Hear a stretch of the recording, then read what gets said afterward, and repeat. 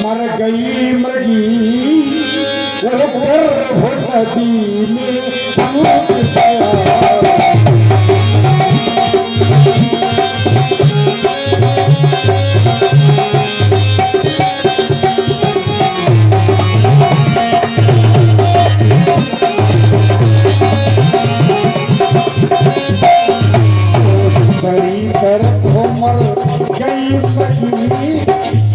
दूसरी तरफ मर गई मृगी वहाँ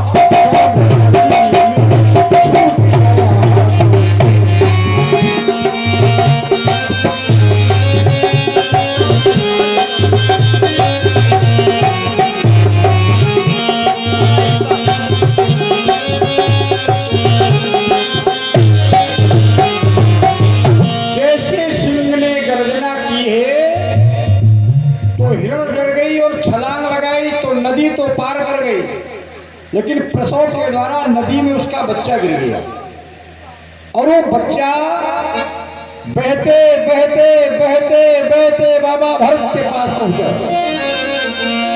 भरत जी भगवान सूर्य को जल अर्पण कर रहे थे, इतने में बच्चे पर दृष्टि पड़ी तो भरत जी ने तुरंत बच्चे को उठाया और सुंदर सुंदर गेरुआ वस्त्रों में लपेट लिया और कुटिया में आ गया और उस बेटे का हिरण के बच्चे का नाम रख दिया हिरण राजकुमार। आज घर छोड़ दिया, बच्चे छोड़ दिए, परिवार छोड़ दिया, लेकिन जंगल में भी माया ने प्रेत कर दिया।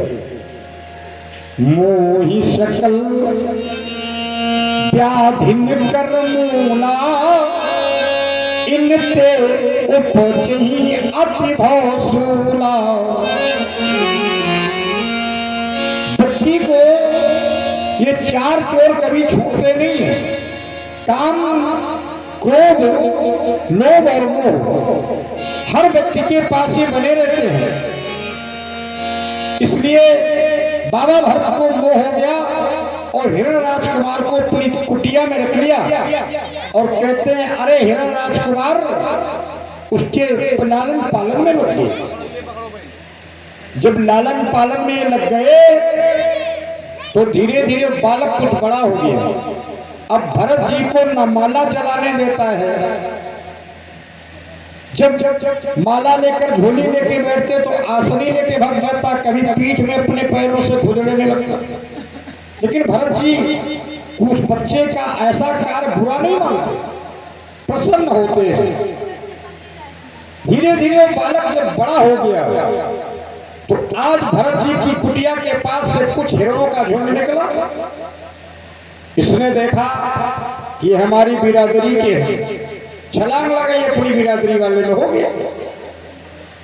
अब धीरे धीरे भरत जी संध्या हो गई।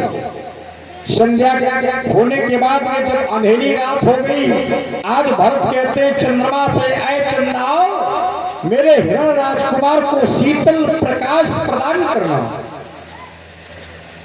मेरे हिरण राजकुमार को शीतल प्रकाश करना। आज बार बार भरत जी इसी तरह कह रहे हैं। अब क्या था कि अर्धरात्रि का समय आया। जब अर्धरात्रि का समय आया तो इनका धीरे से मरने का भी समय आ गया।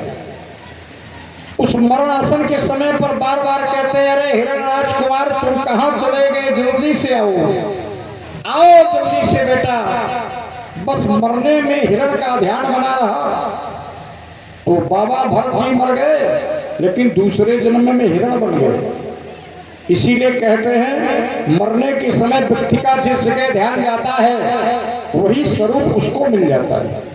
अगर मरने के समय व्यक्ति का पशुओं में ध्यान चला गया तो पशु बनना पड़ेगा। मरने के समय व्यक्ति का अगर ध्यान पत्नी में चला गया तो स्त्री बनना पड़ेगा। मरने के समय अगर ध्यान वृक्षों में चला गया तो वृक्ष बनना पड़ेगा। अंते मति सा गति, जिस व्यक्ति की जैसी प्रवृत्ति मरने के समय होती है उसका दूसरा जन्म उसी के अनुरूप हो जाता है। तो आज भरत जी हिरण बन गए। अब हिरण बने बने पहले वाले हिरण के बच्चे को ढूंढ रहे हैं, शायद मिल जाए, क्योंकि भगवान की माया बड़ी बलवत्ती होती है, किसी को छोड़ती नहीं है। अब हिरण को ढूंढ रहे हैं, दूसरे पहले वाले हिरण को कि शायद मिल जाए, लेकिन वो मिलने वाला का इस संसार में अगर एक बार कोई व्यक्ति छूट जाता है फिर जीवन में कभी प्राप्त नहीं होता, लाख प्रयास करने पर ही। वो हिरण का बच्चा जब नहीं मिलता तो गंडकी नदी में एक दिन सारा आधा शरीर डुबो लिया और आधा शरीर डुबोकर भगवान का ध्यान किया तो हिरण का भी शरीर छूट गया। अब अगले जन्म में बाबा भरत एक पंडित जी के यहां जन्म लेते हैं। कश्यप गोत्री ब्राह्मण थे वो। अब की बार बाबा भरत 9 भाई, 8 भाई इनसे बड़े हैं और सबसे छोटे भरत। इनका जब जन्म हुआ तो बिल्कुल पागल बन गए, माता पिता से भी नहीं बोलते। अगर मां दूध पिलाती तो पीते चले जाते हैं, नासिका से निकलने लगता, कान से निकलने लगता। इन्होंने विचार किया कि 2 जन्म मेरे खराब हो गए, भगवान नहीं मिले, इस जन्म में हम पागल बन जाएंगे। तो पिता ने इनका जो है यज्ञोपवीत संस्कार कर दिया, त्रिपदा गायत्री सिखा दी। अब भरत जी पागल बन जाते हैं। तो पागल व्यक्ति का इस संसार में कोई काम नहीं है, पागल व्यक्ति का यहाँ किसी का कोई काम नहीं है। लेकिन भरत जी केवल पागल बने थे भगवान की प्राप्ति के लिए। अब तो 8 भाइयों का विवाह हो गया, भरत जी का नहीं हुआ। अब भरत जी बेचारे जब नहीं हुआ तो घर में, जिस घर में 8 भाभियां होंगी उसका हाल क्या होगा। एक दिन भोजन कराएंगे, 2 दिन, यहाँ कुछ करना पड़ता है। अगर करोगे नहीं तो माता पिता को भी लोग भोजन नहीं देते। ये संसार बड़ा स्वार्थी है। जब तक शरीर में ताकत है, जान है, तभी तक लोग सम्मान करते हैं। भरत जी कुछ काम करते नहीं तो भोजन मिलना बंद हो गया। भोजन ये कहती भाइयों से कुछ करते धरते नहीं तो कौन भोजन बना के खिलाएगा। एक दिन बड़े भैया बोले कि भरत भैया ऐसा करो, कुछ कर लिया करो। भरत जी को ले जाकर के एक खेत में बोले जुताई वाला इनको काम दिया जाए, खेत जोतने वाला। अब भरत जी को ले गए, एक चक्कर खेत का लगाया, बोले भैया इसी तरह जुताई करना। बोले मोटा काम है, इसमें बुद्धि का कोई काम नहीं है। अब भरत जी बेचारे जुताई कर रहे हैं, उसी कुड़ में कुड़ सुबह से संध्या तक हाटते रहे, तो एक बड़े से बम्बा तैरा बन गया। भाइयों ने देखा, बोले ये भी देखा, अरे काम का नहीं है। अब जब काम के नहीं हो तो भोजन नहीं मिलता है संसार में। बड़े स्वार्थी लोग हैं और केवल हम ही आप नहीं, स्वार्थ लाग करई सब प्रीति, सुर नर मुनि जन की ये रीति, सभी की रीति है। इस संसार में बाजार ही बाजार, जैसे चाहे मूसा नगर चले जाओ चाहे रिंडा, यहाँ सब लोग बाजार में घूम रहे हो, ना किसी का कोई पिता है, ना किसी की कोई माता है, ना कोई किसी का पुत्र है। ये सब केवल जीवन का हम लोगों ने जो किसी के साथ कुछ किया वही भोगने के लिए उसके साथ रह रहे हैं। अरे संसार में तो यहाँ तक बताया जाए कि सबसे करीबी रिश्ता पत्नी का होता है। संसार में व्यक्ति का सबसे करीबी रिश्ता पत्नी का होता है, और पत्नी भी तुम्हारे साथ नहीं जा सकती। विवाह हो जाए फिर ना भाई की कोई मानता है, ना माता पिता की मानता है। हमारे माता जी कहा करती ना, बड़ी अम्मा की बात मानते हैं। मतलब जब भाभियों को हमारे आए तो बोले बड़ी अम्मा की बात मानते हैं, जैसा वो भरेंगे तैसा सीखेंगे। तो बात सच है, कष्ट होता है। जिस माँ ने 9 महीने गर्भ में रखा होगा, लालन पालन किया होगा, और उसको अगर कोई कष्ट शब्द बोलेगा तो उसको कष्ट होता है? लेकिन वो जो पत्नी आती है तो सोचती सब ठीक है। तो ऐसा रिकॉर्ड जब होता तो उनको भी वही हाल होता है आगे चल के। पंडित जी अभी बड़े बड़े सुंदर दृष्टांत बताते थे। एक बार एक सेठ जी थे, तो सेठ जी ने अपने बेटों को खुद पढ़ाया लिखाया था। बड़ी सुंदर पढ़ी लिखी पत्नी उनको मिली। अब जब पत्नी मिली तो माता पिता को, सास ससुर को भोजन किसमें देते थे? पत्तल में। और वो पत्तल उठा के पीछे रखवा देते थे मकान में। अब छोटे छोटे 4-4, 6 साल के नाती थे। भोजन करने के बाद वो पत्तल फेंकते नहीं थे बच्चे, वो पीछे रख देते थे। एक दिन देखा बहुत ढेर पत्तल और गिलास जमा थे। पिता ने पूछा, ये क्यों जमा करते हो भैया? बेटा क्यों जमा करते हो? बोले इसलिए जमा करता हूँ कि अभी तो मिल भी रहा, फिर मिलेगा भी नहीं, तो इसी में तुम्हारी व्यवस्था हो जाया करेगी। तो जैसा कर्म करोगे वैसा फल अवश्य मिलेगा। ये जीवन का लक्ष्य है। अगर अच्छा करोगे किसी के साथ तो अवश्य तुम्हारे साथ अच्छा होगा। आज भरत जी अब भोजन नहीं मिल रहा, फिर एक दिन बताया कि चलो आज इनको एक सुंदर सा काम दे दिया जाए। सुंदर मकाई का खेत था, उसमें हरी हरी मकाई बोई हुई थी। बोले काम नहीं कर सकते तो चिड़ैया दौड़ खाए रहे। अब भरत जी को बैठा दिया गया भोजन कराने के बाद। और भरत जी ने सोचा कि 2 जन्म मेरे खराब हो गए, और इस जन्म में भी अगर हमने होशियारी दिखाई तो भी जन्म खराब हो जाएगा। इसलिए भरत जी आंखें बंद कर लेते हैं, कहते हैं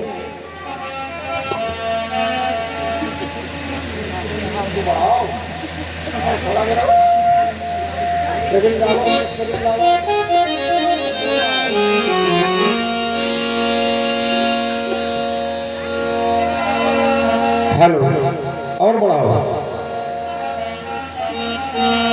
श्री राम की चिड़ैया है राम का खेत, चुन लो चिड़ैया भर भर।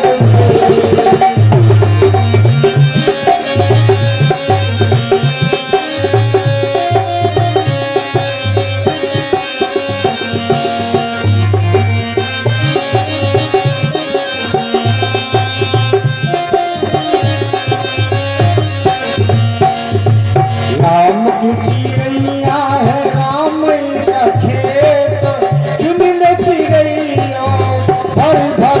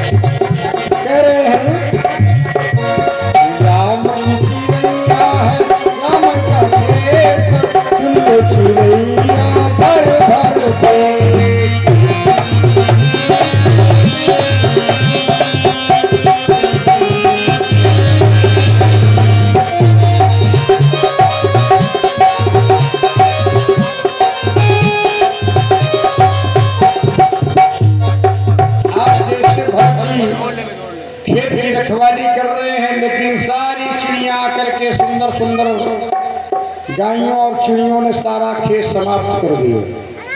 और जब सारा खेत समाप्त हो गया, भाइयों ने देखा, बोले ये भी काम करने की योग्य नहीं है, ये इस तरह का काम नहीं कर सकते। तो आज भरत जी को भोजन मिलना बंद हो गया। और जब भोजन मिलना बंद हो गया तो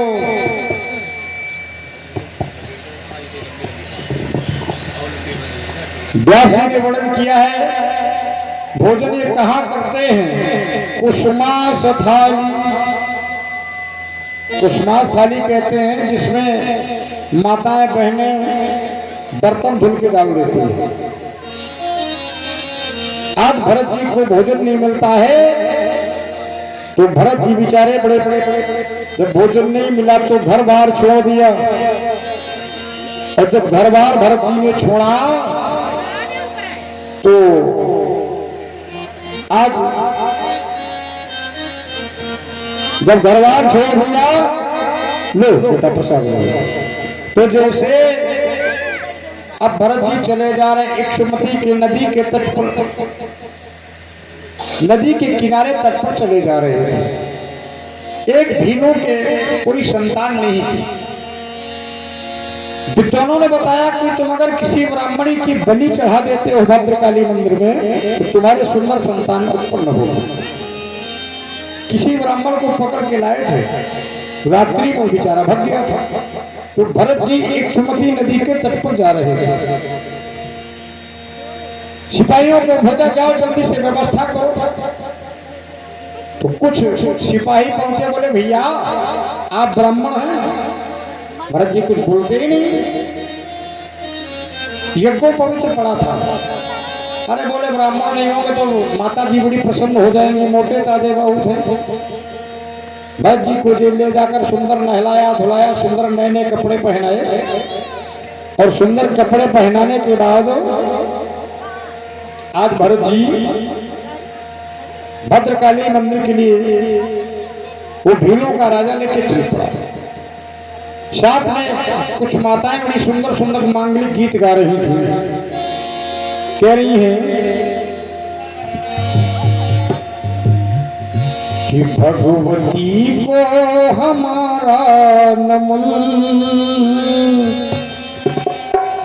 पूजता जिसको धरती गगन।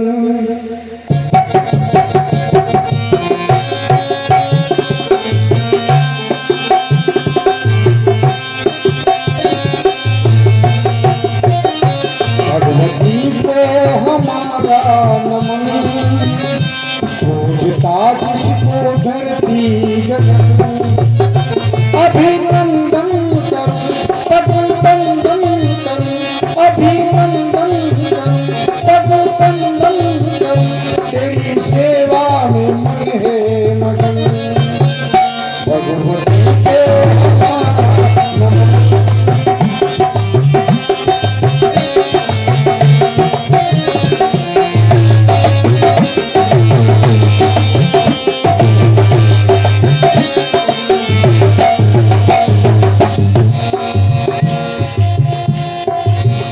ज्योत ज्वाला चले ज्वाल का, ज्योति ज्वाला चले ज्वाल का, कर से कृपा करे माँ काल का। तेरी सब पर किरण, तेरी सब पर किरण, तू है तारा तरन। तेरी सब पर किरण, तू है तारा तरन। कर ले मन से तू मन का मिलन। भगवती को हमारा नमन, पूजता जिसको धरती गगन।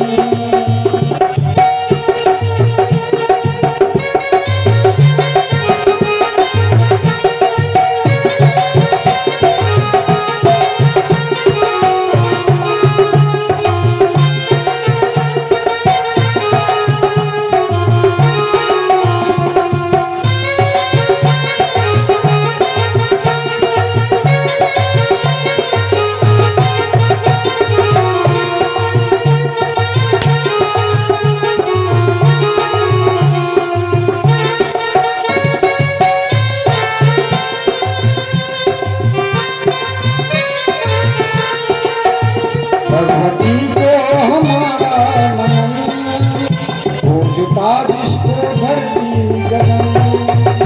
अभिनंदन करूं पदबंदन करूं, अभिनंदन करूं पदबंदन करूं, तेरी सेवा में मन है मगन।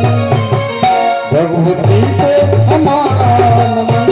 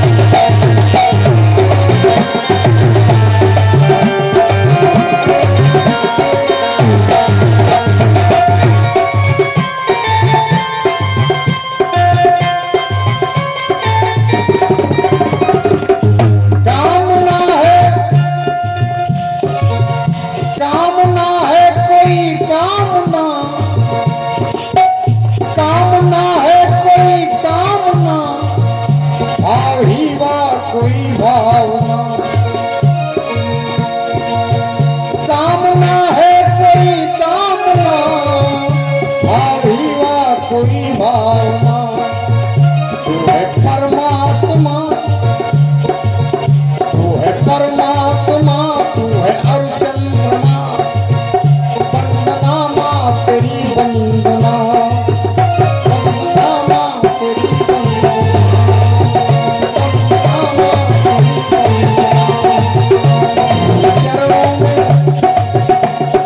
चरणों में राधा सुमन, चरणों में राधा तू है सत्यम शिवम सुंदरम। अभिनंदन करूं पदबंदन करूं, अभिनंदन करूं पदबंदन करूं, तेरी सेवा में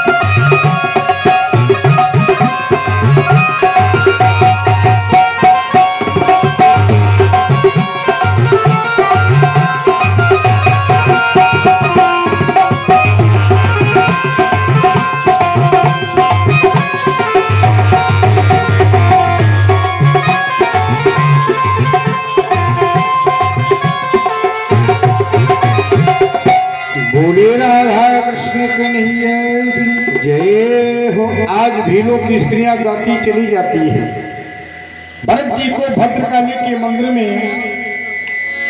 जैसे चरणों में उनको आज लिटाया गया। भरत जी से वो भीलों का राजा पूछता है, अंतिम ख्वाहिश तुम्हारी क्या है? भरत जी कुछ नहीं बोलते, और जब भरत जी कुछ नहीं बोलते हैं तो आज जैसे तलवार चलाने वाला था तो मूर्ति फट करके भरत जी की रक्षा करने के लिए आज भीलों के राजा की तरफ दौड़ पड़ी। सारे राजा भगे, आग करके भरत जी को उठाया। माता ने कहा, बेटा भरत, अभी तुम्हारे सर पर तलवार चलने वाली थी, बोलने क्यों नहीं? भरत जी ने कहा, माता मेरे 2 जन्म खराब हो गए, इसलिए मैं सोचता हूँ इस जन्म में मैं बोलूंगा नहीं किसी से, नहीं तो ये भी मेरा जन्म खराब हो जाएगा। माता जी ने भरत जी को वहां से उठाकर भेज दिया। भरत जी फिर इक्षुमती नदी के तट के किनारे किनारे चले जा रहे। रात्रि की वेला थी। आज रात्रि की वेला में राहुल पालकी में बैठकर जा रहा था भगवान कपिल के दर्शन करने गंगा सागर। मार्ग में एक कहर बीमार पड़ गया, और जब मार्ग में एक कहर बीमार पड़ गया तो रात्रि में कहर कहां रहे, और भरत जी रास्ते रास्ते नदी के किनारे जा रहे हैं। लहोगण ने कहा अरे कहारो जाओ किसी कहार की व्यवस्था करो। तो भरत जी के पास जब कहारों की व्यवस्था कहने लगे तो भरत जी ही रास्ते लेने लगे। क्यों भैया बिरादरी के हो? भरत जी कुछ नहीं बोले। और जब भरत जी कुछ नहीं बोले तो बोले नहीं बोलते चलो कोई बात नहीं, पालकी बढ़िया ढो लेंगे। एक तरफ भरत जी को लगा दिया और दूसरी तरफ दो कहार लग गए। जैसे ही आज दो कहार लग जाते हैं, थोड़ी दूर नदी के तट पर पालकी चली थी और जैसे पालकी चली भगत जी ने देखा कि सुंदर एक चींटियों का विशाल झुंड मिल गया। भरत जी ने कहा इस जन्म में भी पाप हो जाने वाला है। तो भरत जी ने अपना पालकी का बांस उठाया, दाहिने हाथ पर रखा, एक छलांग लगाई। जैसे छलांग लगाई तो पालकी का बांस राजा राहुगण के सर में धड़ाम से लग गया। अब राजा कहता अरे कहारो तुम क्या मुझे मुर्दा समझ के ढो रहे हो? कहारों ने कहा नहीं राजा, ये जो नया नया व्यक्ति आया है ये ही उदंडता कर रहा है। अच्छा अच्छा। राहुगण बोला अरे भैया क्या तुमने कभी पालकी ढोई नहीं है? इस तरह पालकी ढोगे तो दंड पानी में चिकित्सा भो, अभी तुम्हारी डंडे से मरम्मत करूंगा। भरत जी कुछ नहीं बोले, फिर चलने लगे। अब थोड़ी दूर और पालकी चली थी कि विशाल चींटियों का ढेर फिर मिल गया। तो भरत भैया ने फिर दाहिने हाथ में पालकी का बांस रखा और छलांग लगा। इस बार जैसे छलांग लगाई तो पालकी अलग डली, राजा राहुगण अलग डले। दौड़ के आए राजा राहुगण, एक पालकी से बांस निकला और जैसे दौड़े भरत जी की तरफ। भरत जी अभी तक बोले नहीं थे। भरत जी ने कहा राजन तुम जानते नहीं हो, जिन्हें तुम कहार कहते हुए कहार नहीं है, जिन्हें तुम राजा कहते हुए राजा भी नहीं है, ये कौन है जानते हो? ये चार मृत्तिका के टुकड़े संचलनशील दिखलाते हैं। जिन्हें तुम कहार मान रहे हो मिट्टी है, मरने के बाद इनका कुछ होता नहीं। ये चार मृत्तिका के टुकड़े संचलनशील दिखलाते हैं, मिट्टी की बनी पालकी में मिट्टी को लेकर जाते हैं।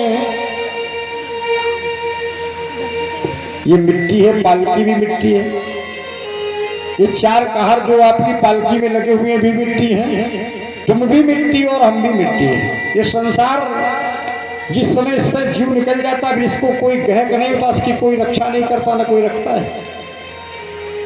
अब राहुगण ने विचार किया कि हम तो जा रहे थे कपिल भगवान के दर्शन करने, ऐसा तो नहीं कि भगवान हमारी परीक्षा लेने के लिए ही मिल गए हो।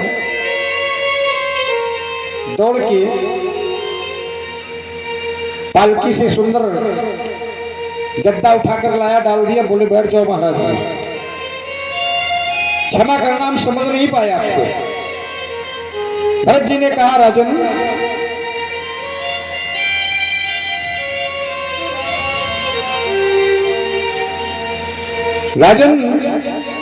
आप भी यहां नहीं रहेंगे और मरने के बाद तुम्हें राजा कौन बुलाएगा? आज जाता बता रहे हैं यदि जलाया गया, यदि जला गया राख बनना पड़ा, यदि जमीन में गड़ा तो फिर सड़ना पड़ा,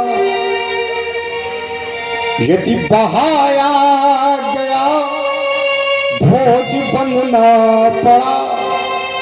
इस तन की केवल तीन ही क्रियाएं होती हैं, अगर किसी नदी में बहा दिए गए तो नदी के जीव जंतु तो आपका मांस खा जाएंगे। अगर जमीन में गाड़ दिए गए तो जमीन ही आपके सारे शरीर को गला देगी, सड़ सड़ कर कीड़े पड़ जाएंगे। और अगर जला दिए गए तो 4 मुट्ठी राख बनती है। इस शरीर का कुछ होता नहीं है। जिस शरीर पर लोगों का बहुत बड़ा घमंड होता है, मैं बहुत बड़ा सुंदर हूं, मेरे जैसा कोई व्यक्ति है ही नहीं। ये तो माता पिता से शरीर मिलता है लोगों को। उस ब्रह्म के यहाँ केवल 2 ही प्लास्टर है, एक व्हाइट और एक ब्लैक। किसी पर ब्लैक प्लास्टर चढ़ा दिया गया, किसी पर व्हाइट। और अगर इस प्लास्टर को धीरे से किसी अस्त्र के द्वारा बाहर कर दो तो अंदर कुत्ते खाने वाला मांस भरा हुआ है, कुछ है नहीं। फिर भी व्यक्ति पता नहीं क्यों परेशान रहता है। इसलिए संसार में 3 ही क्रियाएं शरीर की होती हैं। और मरने के बाद राजन तुम्हें राजा कौन बुलाएगा? भवाटवी का उपदेश देते हैं बाबा भरत। कहते हैं राजन, न सूरत रहेगी न काया रहेगी,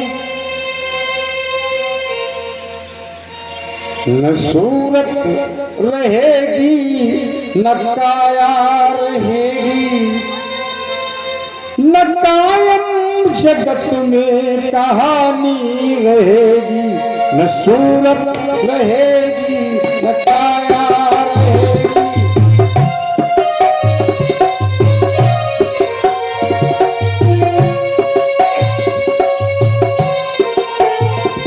न कायम जगत में कहानी रहेगी, न सूरत रहेगी न काया रहेगी, न कायम जगत में कहानी रहेगी।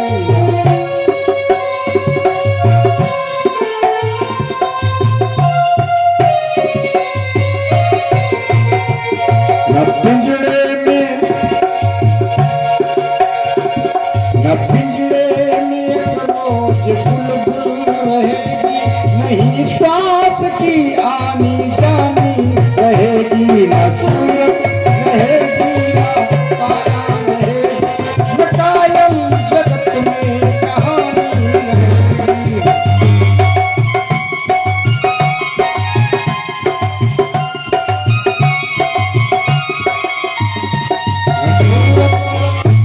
न सूरत रहेगी न काया रहेगी, न कायम जगत में कहानी रहेगी।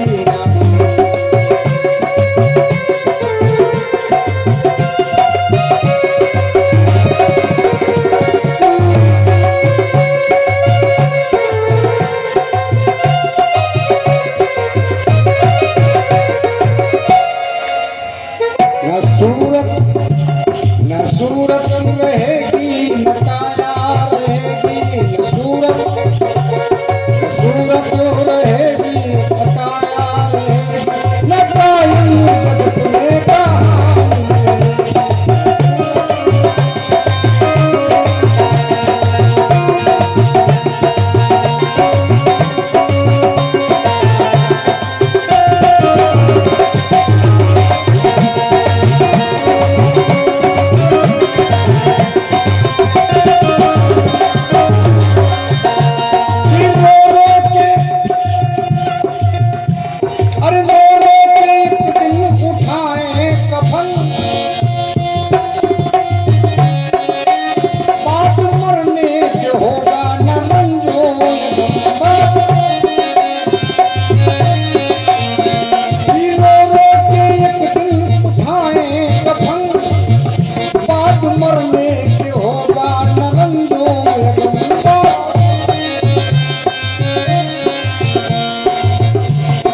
मरघट पर जब लाश को जाएंगे, मरघट पर जब लाश को जाएंगे, तो जलाने की कपड़ी पुरानी रहेगी।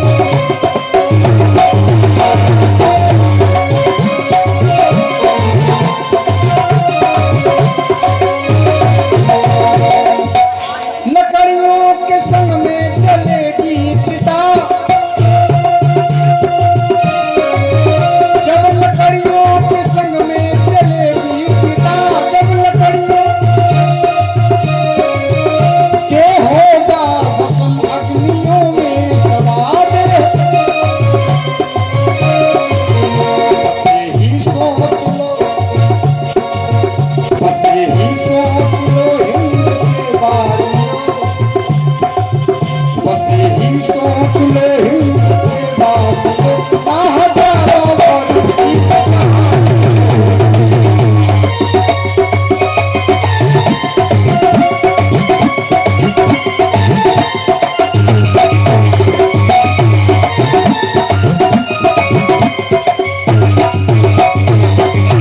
न सूरत रहेगी न काया रहेगी, न सूरत रहेगी न काया रहेगी, न कायम रहेगा।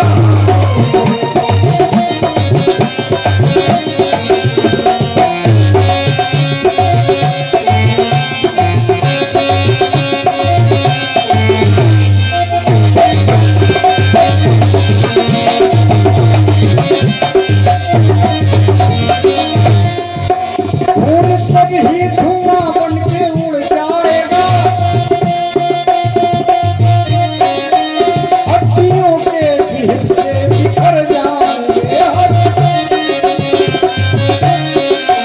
फूल सब ही धुआं बन के उड़ जाएगा, हड्डियों के भी हिस्से बिखर जाएंगे। सिर्फ एक नाम दुनिया में रह जाएगा, सिर्फ एक नाम दुनिया में रह जाएगा और बाकी न नामों निशान रहेगी।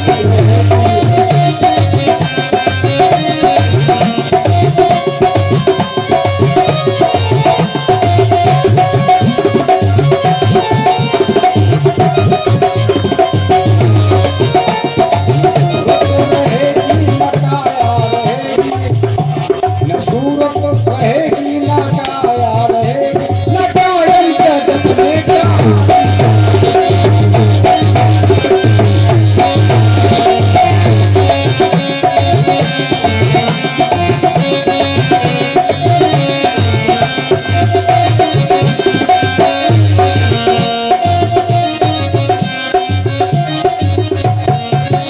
आज भरत कहते हैं राजन, सारा संसार समाप्त हो जाएगा, तुम्हें राजन कौन कह के बुलाएगा? मरने के बाद तुम राजा नहीं रहोगे। भरत जी आज बड़ा सुंदर उपदेश कर रहे हैं राजा राहुल के लिए। भवाटवी का उपदेश किया। भव माने संसार, वाटवी माने जंगल। इस संसार रूपी जंगल में एक सेठ जी थे और वो सेठ जी बेचारे बाजार से बड़ी सुंदर सुंदर रकम की कोटनी लेकर के चल देते हैं।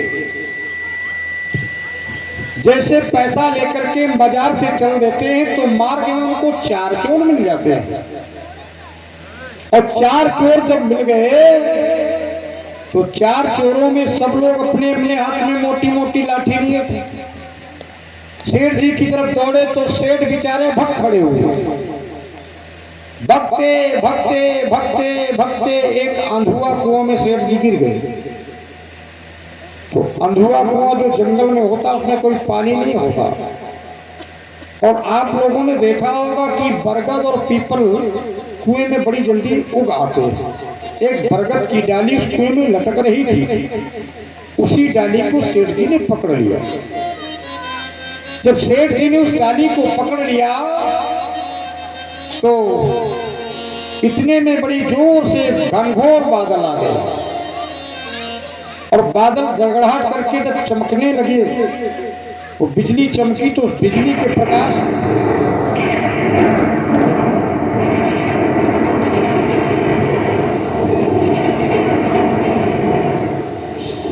सेठ जी ने देखा। क्या देखा? कि कुएं के अंदर 5 फुट का एक सर्प खड़ा है। वो बार बार जीव अपनी बाहर निकालता, अरे सेठ ने तो नीचे आए तो गोविंदाय नमो नमः। सेठ एक बरगद की डाल को पकड़े हुए लटके हैं।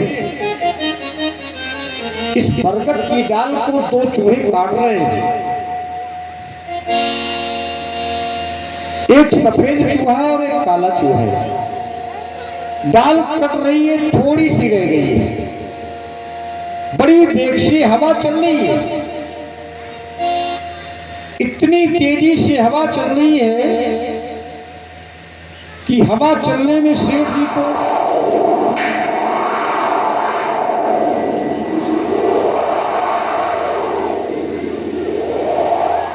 जब हवा बहुत चलती तो सेठ जी की वो डाली हिलती है, और वो डाली जब हिल रही है तो फिर बादल गरजे, थोड़ी सी बिजली चमकी तो देखा कि उसी बरगद की डाल में एक मधुमक्खी शहद का छत्ता लगा था। एक डाली उसी शहद से टकराती थी, स्पर्श कर रही थी, और वो स्पर्श करते करते डाली उस छत्ते से जब घर्षण करती है तो 2-4 बूंदें शहद की भूमि पर गिरती है। उस शहद को गिरता देखकर सेठ जी अपना डब्बा ऐसा मुंह खोल कर बैठ जाते हैं, तो 2-4 बूंदें सेठ के जीभ के अंदर प्रविष्ट हो जाती है। सेठ ने विचार किया कि हम तो मर ही रहे हैं, लेकिन मरने के बाद भी जिभ्या मीठी हो रही है। ऊपर जाते हैं 4 चोर खड़े हैं, नीचे जाता हूं काला सर्प है, वो भी डस लेगा। और अगर कहीं नहीं जाता हूं तो बरगद की डाल को 2 चूहे काट रहे हैं, कुछ ही देर में डाल कटने ही वाली है। अब सेठ जी विचार विमर्श करते हैं कहां जाएं, कैसे रहें। ये कोई सेठ नहीं है, ये सारा संसार सेठ है।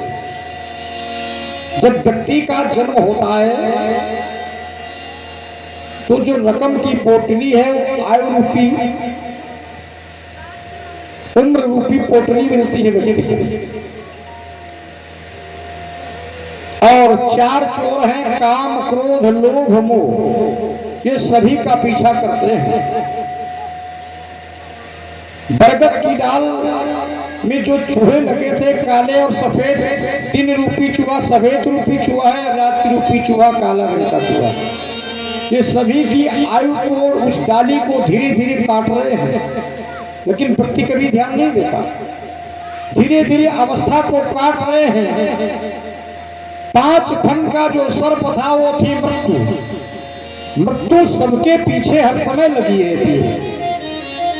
ऐसा कुछ नहीं कि किसी के साथ नहीं, सभी के पीछे मृत्यु खड़ी है, इंतजार करती रहती है।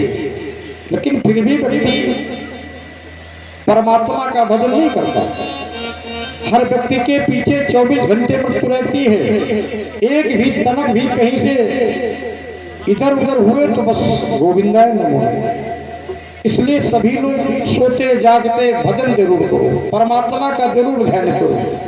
कथा नहीं कि कल का सुबह देखने को मिलता है कि नहीं। अब को पंडित जी कैसे करें, सोने जाओ तो 1 2 4 बार 10 बार कहो जब तक नींद ना आए। जब नींद आ जाए तो भजन तुम्हारा चलेगा, क्योंकि तुमने शुरुआत ही कर ली है। धीरे धीरे करते करते आपके सोने में भी भगवान का भजन निकलेगा। कभी कभी हमारे निकलने लगता है। कभी कभी मैं जब गहरी नींद में सो जाता हूँ तो मुझे लगता है कि मैं पांडाल में कथा बोल रहा हूँ, और बड़ी तेजी से बोलता हूँ। एक बार पिताजी ने कहा, क्यों बेटा क्या कर रहे हो? हमने कहा क्या हुआ? बोले तुम तो बहुत तेजी से बोल रहे थे। तो माइंड में जो बात हर समय चित्रण की जाती है वो अवश्य बार बार प्रभावित करती है। जब भगवान का भजन करोगे तो भगवान तो मिल ही जाएंगे, क्योंकि ये शरीर हर समय भजन करता है। इससे जितनी चिंतन करोगे उतनी सब कुछ आपको मिल जाएगा। सोते में कभी कभी हम 2-2 घंटे बोलते रहते हैं, हमें याद ही नहीं रहता। अगल बगल वाले को दिक्कत होती है। और इसी तरह ये नहीं कि बद बड़बड़ाते हो। मुझे ध्यान रहता, मैं श्लोक पढ़ रहा हूँ, अर्थ बता रहा हूँ, सब कुछ कर रहे हैं। तो जिसका ज्यादा मनन करोगे हर समय आपके शरीर में विद्यमान रहता है। इसलिए भगवान का भजन सभी करो। किसी का कोई बंधन नहीं, इसको न कोई बटा सकता है, न पत्नी से पति बटा सकता और पति से पत्नी बटा सकती है। क्योंकि जब भामरे पड़ती हैं तो उसमें 7 बात वचन होते हैं। उसमें कहते हैं भगवान शंकर लिया पार्वती से। पार्वती कहती है जो शुभ काम करोगे उसको हमें आधा फल मिलना चाहिए। तो बहुत आप लोग सुंदर हैं, इसलिए आप समझिए कि परमात्मा का जरूर भजन करो। भोजन बनाओ कितनी भी गुस्सा हो, लेकिन भगवान का ध्यान करो। उस भोजन में बहुत सुंदर भोजन होता है। प्रयास करके देखना कि पंडित जी झूठे तो ही नहीं बता रहे। 1 साल तक आप केवल श्री राम जय राम करिए, 1 साल के बाद में आपकी ऑटोमेटिक मुक्ति निकलेगा। करत करत अभ्यास से जड़मत होत सुजान, और रसरी यावत जात से सिर पर परत निशान। पत्थर का एक टुकड़ा रख दिया था किसी कुएं में, और डेली प्रतिदिन उससे रस्सी खींची जाती है। रस्सी बड़ी कोमल होती है, फिर उसमें गड्ढा बन जाता है। जब अभ्यास करोगे जरूर परमात्मा मिलेगा। लेकिन अब तो मोबाइल से लोगों को फुर्सत नहीं है। 1.5 GB डाटा रात भर में खत्म हो रहा है। तो मोबाइल अब हम जितना नहीं जानते, 5-5 साल के बच्चे बहुत जल्दी चला लेते हैं मोबाइल। तो हमको अब क्या बताएं भाई। जब बच्चा गर्भ में होता है, डॉक्टर बोलता है ऐसा करो, इनको आराम करने दो, तो बेड पर वो मोबाइल ही चलता रहता है। गर्भवती स्त्री जो कुछ करती है वो पूरा बच्चे में गुण आते हैं। अब ऐसा कोई करने वाला नहीं, तो मोबाइल में खूब नाटक चल रहा। नाटक माने झूठ, उसका कोई सत्य नहीं है, सब झूठ है। बोलिए गोविंद भगवान की जय हो। आज भरत जी ने भवाटवी का उपदेश दिया है। कहते हैं, और ये मधुमक्खी का छत्ता जो बताया था शहद, कि शहद क्या है?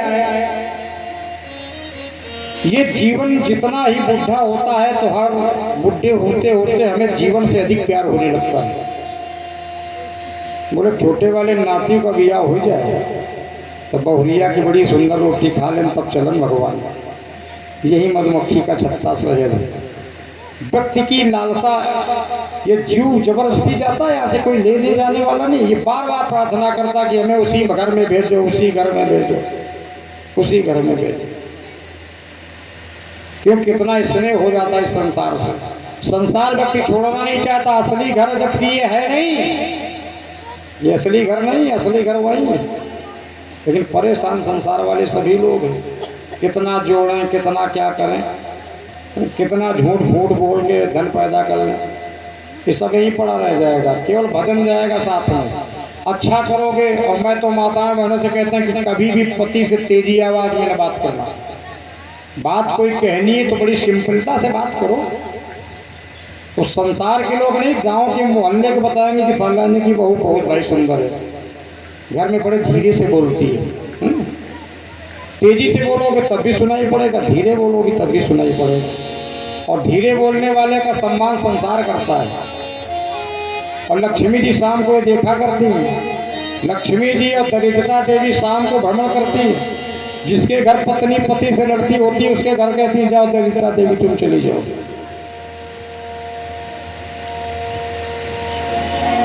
जहां सुमति तहां संपत्ति नाना, जहां कुमति तहां विपत्ति निधाना। पति चाहे जैसा हो, अभी वो कहते पंडित जी हमारे पति भाई मदिरा पिए थे तो लड़ती है, वो जैसा करेगा उसको भोग मिल जाएगा। तुम्हारा जितना कार्य है उतना करिए।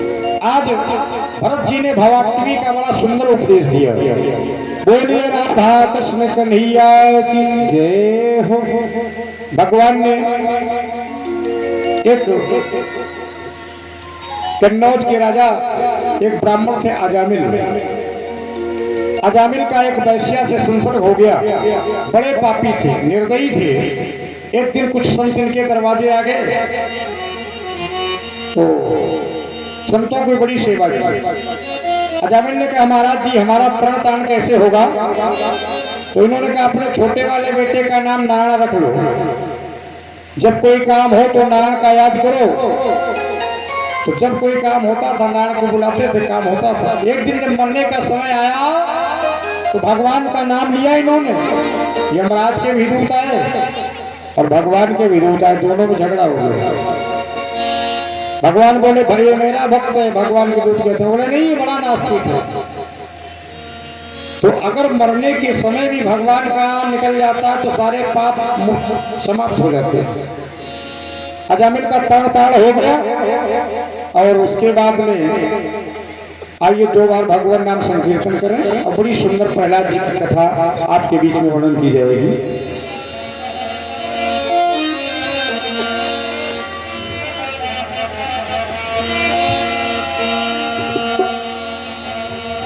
राधा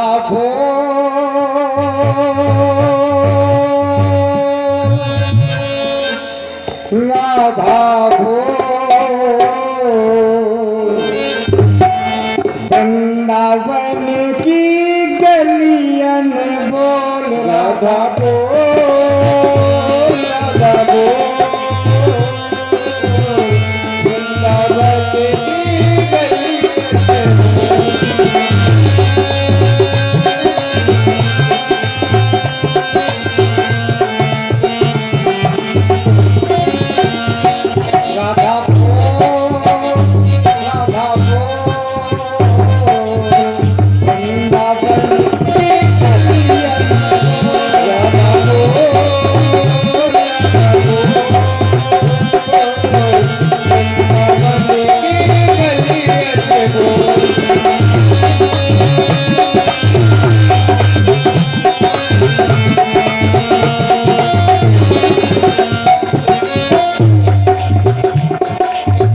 श्याम के संग में सखास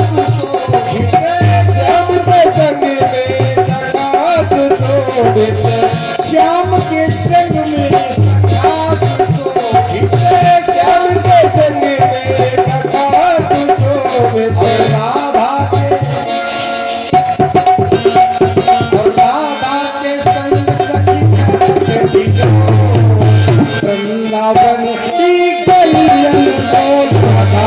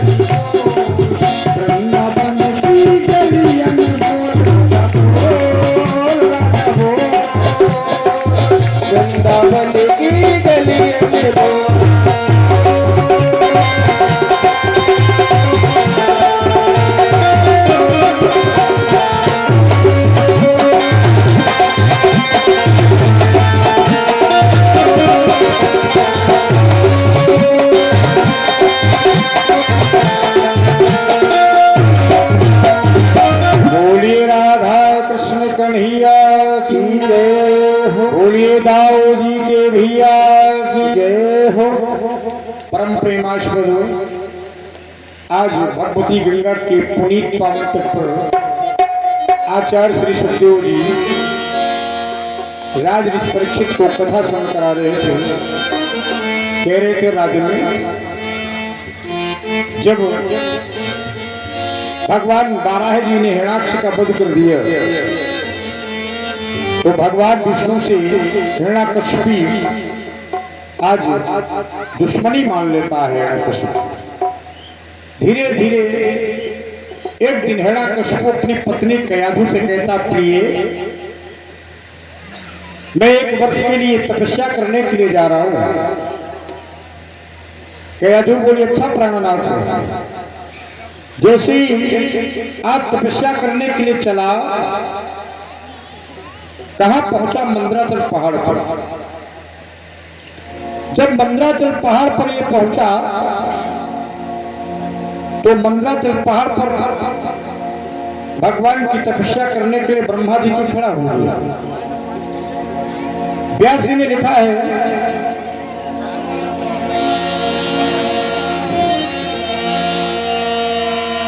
साते पे मंद्राद्रोणम् तपा परम दारुणम् उर्बाहुम् भोदृष्टि पादांगुष्ठुतावम्। अपने दाहिने पैर के अंगूठे पर खड़ा हुआ और बाहों अपनी दोनों भुजाओं को ऊपर उठा लेता है और बाहों भो दृष्टि भूमि पर अपनी दृष्टि टिका लेता है। पादांगुष्ठुता दाहिने पैर के अंगूठे पर खड़ा हो गया। जब ब्रह्मा जी का इसने ध्यान किया तो आज भगवान देवताओं के गुरु बृहस्पति जी आ गए और जब बृहस्पति जी आ गए एक तोते का स्वरूप बनाया और आकर के बैठ गए एक पीपल के वृक्ष पर। जैसे पीपल के वृक्ष पर बैठे, आज बृहस्पति जी ने उच्चारण किया, नारायण नारायण नारायण नारायण की धुन करने लगा। जब नारायण की आज वो तोता करता है ना, तो उसने विचार किया यहां तपस्या ठीक नहीं हो। आज जैसी इसने उठाई गया, अपनी गदा उठा करके अपनी राजधानी पहुंचा। इसकी राजधानी जो थी वो थी हरदोई। हरदोई का पहले नाम था हरिद्रोही। यहां भगवान के द्रोही लोग रहते थे। आज अपने नगर में पहुंचा, लेकिन दैत्य था, पत्नी ने कुछ नहीं पूछा। संध्या के समय जब ये भोजन करने के लिए बैठा तो पत्नी भोजन परोस रही, ये पूछा, भाई स्वामी आप तो कह गए थे 1 वर्ष में आऊंगा, तो आप संदेह क्यों वापस लौट आए? बोले, हाँ देवी, जिस समय मैं मंदराचल पहाड़ पर पहुंचा तो एक पक्षी आ गया। उस पक्षी ने कहा, नारायण नारायण नारायण की ध्वनि कर रहा था।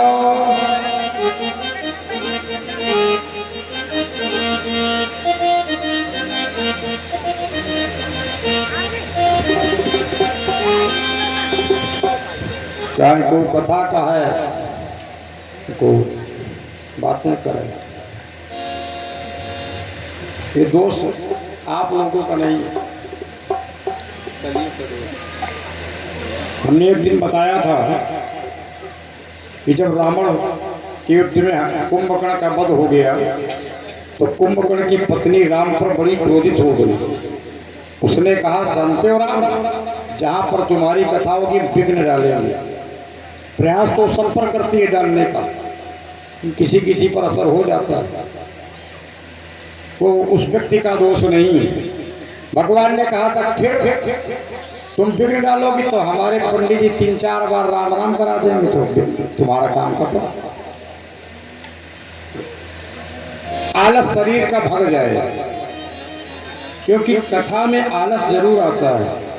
सती जी को आलस आ गया था और नहीं सुन पाए। साधारण लोगों का काम नहीं। रामायण में 2 जगह बाद गोस्वामी जी ने लिखा है, सुनत कठिन समझत कठिन कथा राम की गो। समझने में बहुत कम लोगों की पड़ती, क्योंकि कलिकाल का विषय है। भगवान कन्हैया ने एक दिन यशोदा से कहा था कि माता, कलयुग में कुछ लोग हमें चाहेंगे, सभी लोग नहीं, कुछ लोग। वही प्रभाव है, ये दोष किसी का नहीं है। कलयुग इतना बलिष्ठ हो गया है कि अच्छे कार्य होने नहीं देता। तो आज कयाधु पहुंचती है प्राणनाथ, आप जब उस पहाड़ पर गए थे समाधि लगाने, तो पक्षी क्या कह रहा था? पति कहता है ना कछुआ देवी, जिस समय मैं मंदराचल पहाड़ पर पहुंचा एक पक्षी आ गया, उसने कहा नारायण नारायण नारायण नारायण की धुन कर रहा था। पत्नी ने कहा पूरा जीवन हो गया, इसने कभी भगवान का नाम नहीं लिया। अब आज उस ब्रह्म की कितनी बड़ी कृपा है, वो पति मेरा नारायण का नाम ले रहा है। पत्नी ने कई बार पूछा, क्योंकि भोजन करने में कितना भी क्रोधी व्यक्ति हो, उस समय क्रोध नहीं आता। जैसे ही पत्नी ने कई बार पूछा तो भक्ति प्रविष्ट कर गई। कयाधु और हिरण्याकश्यप के अंग संग से प्रहलाद जी गर्भ में आ गए और दूसरे दिन इसने फिर गदा उठाई, मंदराचल पहाड़ पर पहुंचा और भगवान की तपस्या करने लगा। एक दो दिन ये नहीं रहा था, 100 वर्ष हो गए थे इसको खड़े खड़े। सारे शरीर में दीमक लग गई थी, मांस का पता नहीं था, सब में दीमक चढ़ी हुई थी और आंखें भी केवल दिखाई पड़ती थी। ब्रह्मा बाबा का सिंहासन हिला तो ब्रह्मा बाबा चल पड़े। ब्रह्मा बाबा आ गए और आकर बोले, ऐ कश्यप नंदन उठो, तुम्हारी तपस्या पूर्ण हो गई। उत्तिष्ठ भद्रन्ते तपा सिद्धो असकस्पा। उत्तिष्ठ, उठो उठो, ऐ कश्यप नंदन तुम्हारी तपस्या पूर्ण हो गई। अब जब शरीर में कोई कुछ बचे ही नहीं तो उठेगा कैसे? ब्रह्मा बाबा ने अपने कमंडल से जल निकाला और जैसे उस शरीर पर मारा तो पूरा शरीर फिर का जीव करते हो गया। देखा ब्रह्मा बाबा को, बोले पितामह आप आए हैं? बोले हाँ, वरदान मांग लो बेटा। हिरण्याकश्यप बोला वरदान देने आए हो तो एक ही मेरा वरदान है कि मुझे अमर कर दो, हम कभी मरे नहीं। ब्रह्मा जी ने कहा अमरता का वरदान मांग रहे हो और हम भी अमर नहीं है, हमारी भी सीट छिन जाती है, मुझे भी मरना पड़ता है। इससे कुछ मिलता जुलता वरदान हो तो हम आपको दे दें। हिरण्याकश्यप बोला देंगे बाबा? बोले अवश्य। तो आज ब्रह्मा जी के सामने हिरण्याकश्यप मांगने लगा।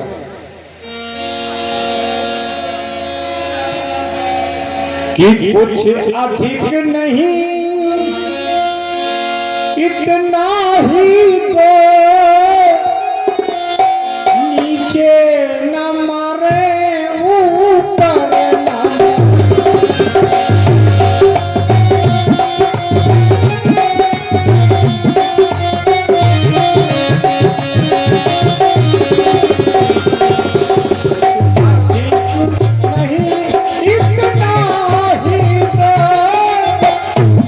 नीचे न मरूं पर न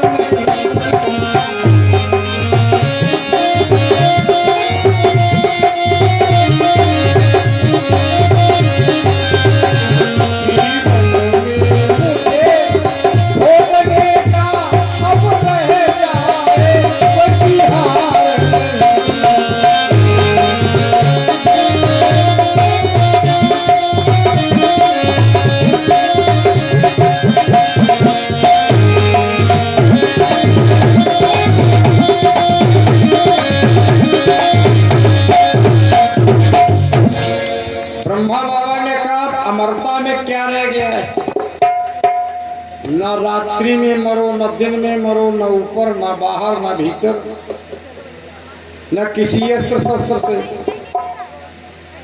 तो अब अमरता का तो वरदान आपका हो ही गया। ब्रह्मा जी ने विचार किया कि दैत्य है, अभी हमारी से युद्ध न प्रारंभ कर दे। ब्रह्मा बाबा ने हंस को इशारा दिया, भैया उड़ो। हंस उड़ने लगा, बोला तो था ऐसे ही होगा। अब उसने गदा उठाई, अपने नगर की तरफ चल पड़ा। इधर जब हिरण्यकशिपु तपस्या करने गया था तो भगवान इंद्र ने हिरण्यकशिपु की पत्नी को हरण करके लेके चल देता है। और जब हरण करके लेके चल देता है तो क्या देखा,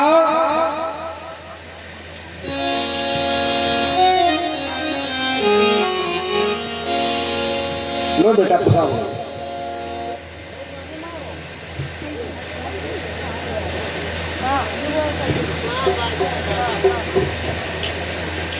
जैसे ही आज कयाधु को भगवान इंद्र लिए जा रहे थे तो रास्ते में बाबा नारद जी मिल गए।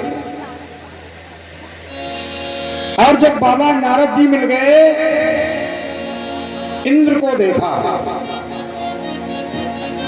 बोले राजन, ऊंच निवास नीच कर तोती, देख न सकहु पराय विभूति। आपका तो निवास देवताओं के राजा हो, लेकिन काम बहुत छोटा है। इतने राजा होते हुए देवाधिदेव हो, इस स्त्री का हरण कर लिया तुमने।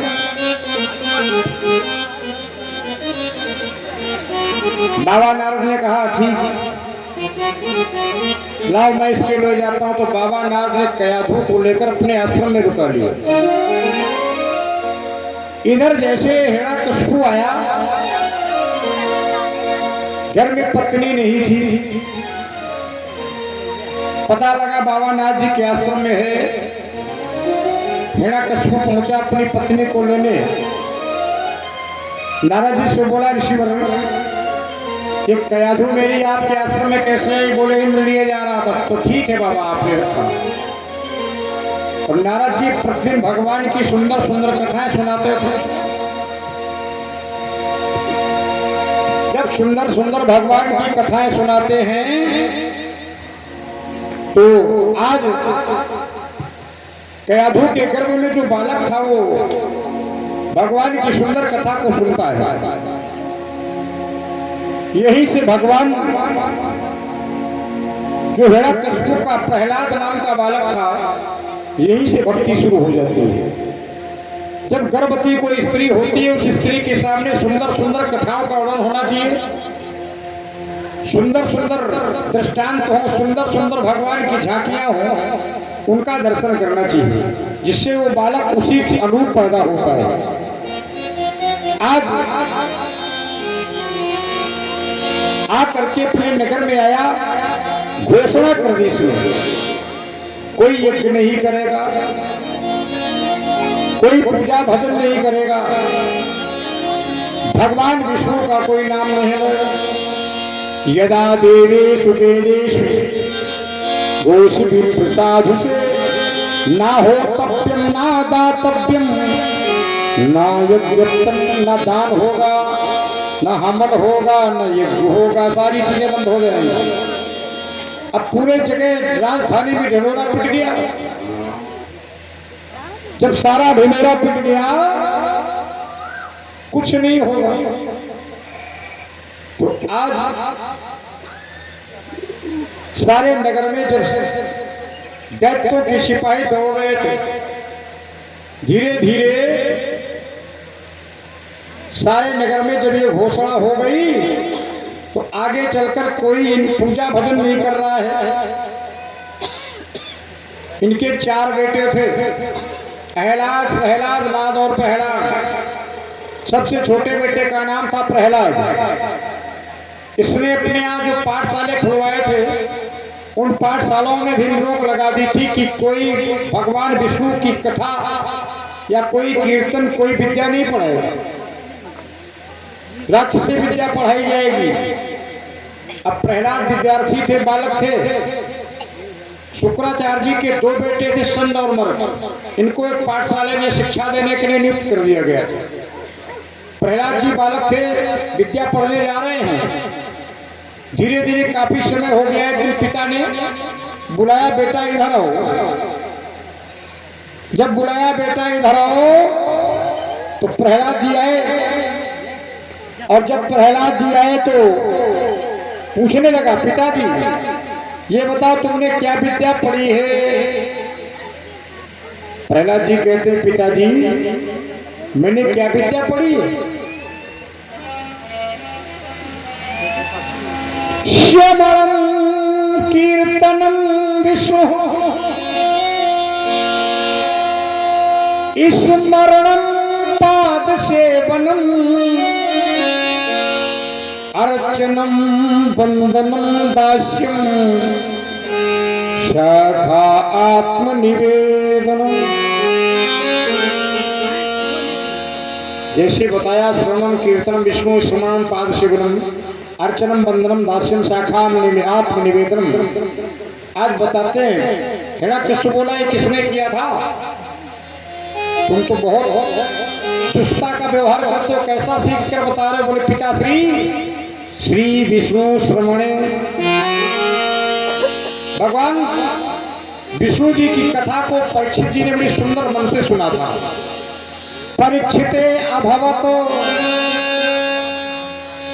जब परीक्षित जी ने इस कथा को सुना, वैश्यायी के कीर्तने, व्यास जी के पुत्र सुखदेव जी ने बड़ी सुंदर कथा भगवान की परीक्षित जी को स्मरण कराई। प्रहलाद स्मरणे, प्रहलाद जी ने भगवान का स्मरण किया। तदान भाजने लक्ष्मी पृथु, पृथु जी ने लक्ष्मी जी का पूजन किया। अक्रूर अभिवादन, अक्रूर जी ने भगवान का अभिनंदन किया, अभिवादन किया। कपिपति दास से, हनुमान जी दास थे, सेवक थे। भगवान राघवेंद्र सरकार के सखाए अर्जुन, अर्जुन कृष्ण को अपना भाई और सखा मानते। सर्वात्म निवेदनम बलिभूत, राजा बलि ने अपना सारा शरीर भगवान के सामने रख दिया था कि प्रभु इसको भी ना पड़े।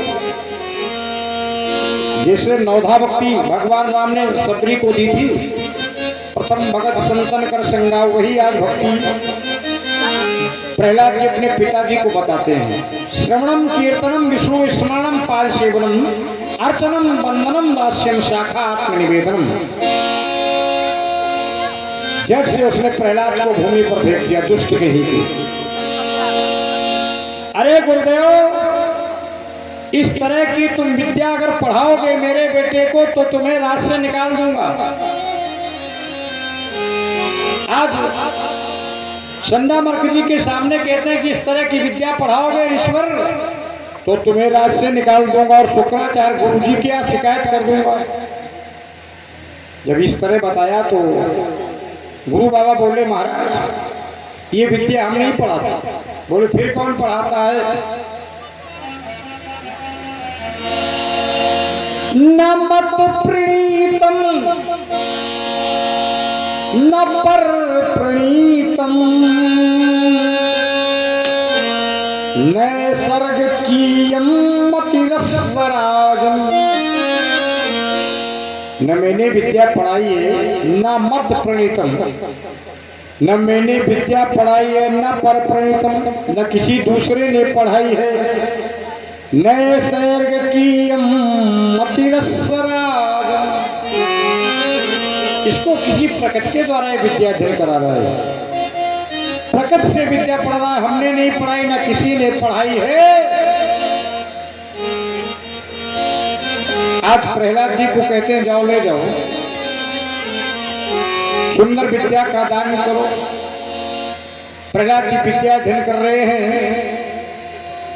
एक दिन गुरु जी कहीं बाहर चले गए थे प्रहलाद जी ने सभी विद्यार्थियों से कहा भैया इधर आ जाओ, और एक पीपल के वृक्ष के सामने खड़े हो गए। बोले भैया आज हमारी विद्या सब लोग पढ़ लो। कहने लगे कि पढ़ो पट्टी मेरा, लिखो पुस्तक मेरा, पढ़ो पट्टी मेरा।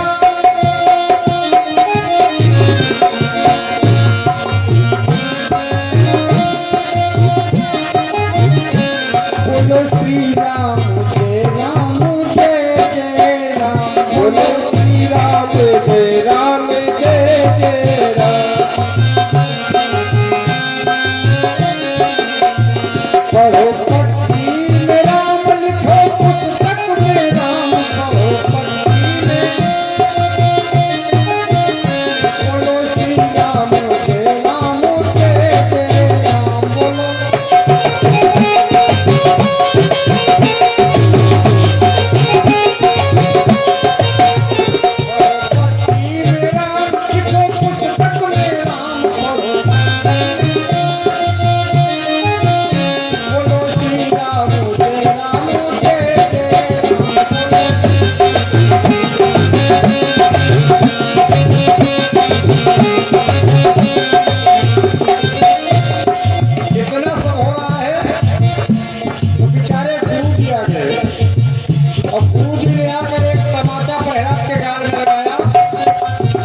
प्रहलाद जी के गाल पर गुरु जी का तमाचा चिपक गया। पढ़ो पट्टी में राम, लिखो पुस्तक में राम,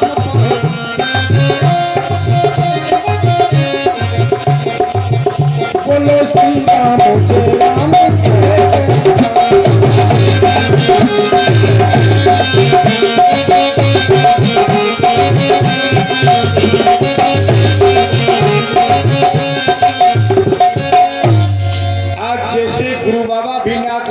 तब तक हिरण्यकशिपु आ गया। जैसे आया तो भगवान की माया खत्म हो गई।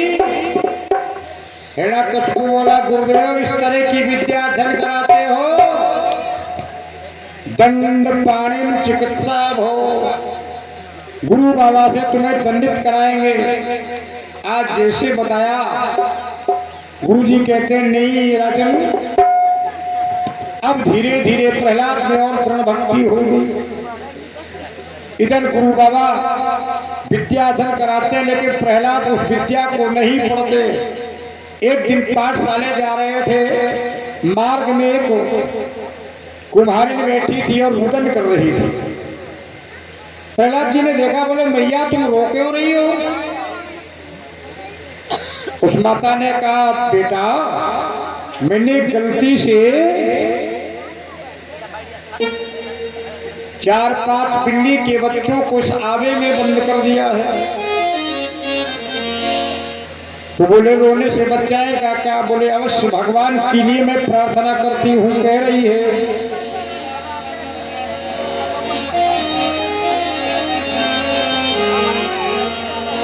कि आवा लगा दिया है,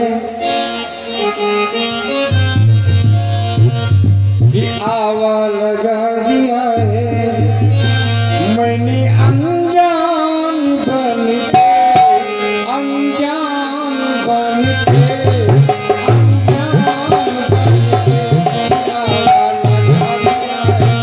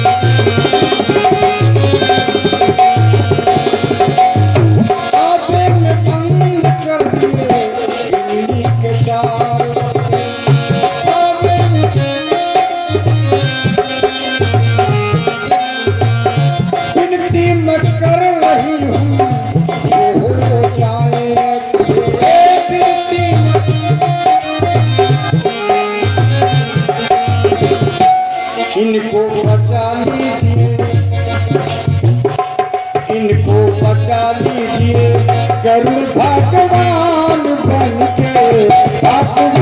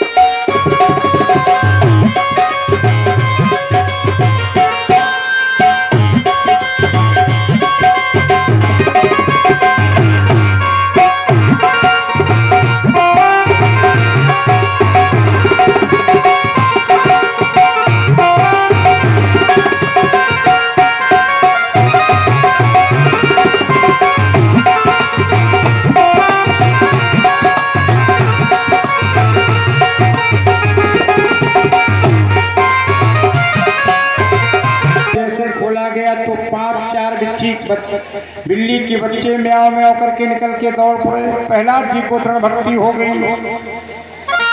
अब क्या था, एक दिन प्रहलाद जी को बुलाता है हिरण्यकशिपु, बेटा इधर आओ, तुमने विद्या क्या पढ़ी है, बताओ जल्दी से। प्रहलाद जी ने कहा, पिताश्री मैंने विद्या क्या पढ़ी है सुनो।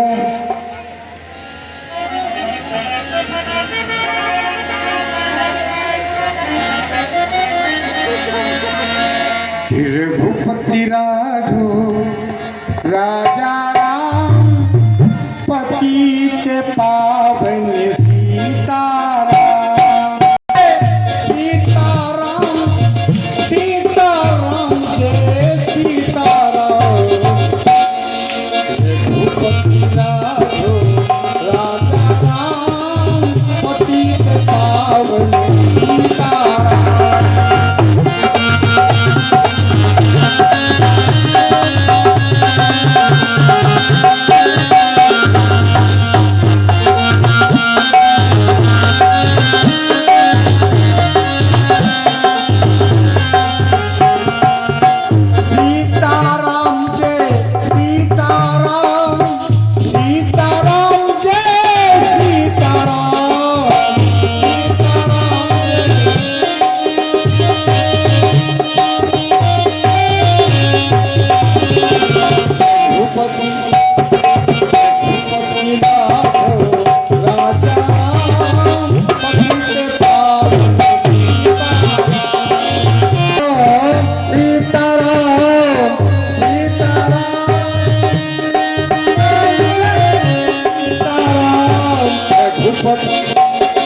रघुपति राघव राजा राम पति प्रताप।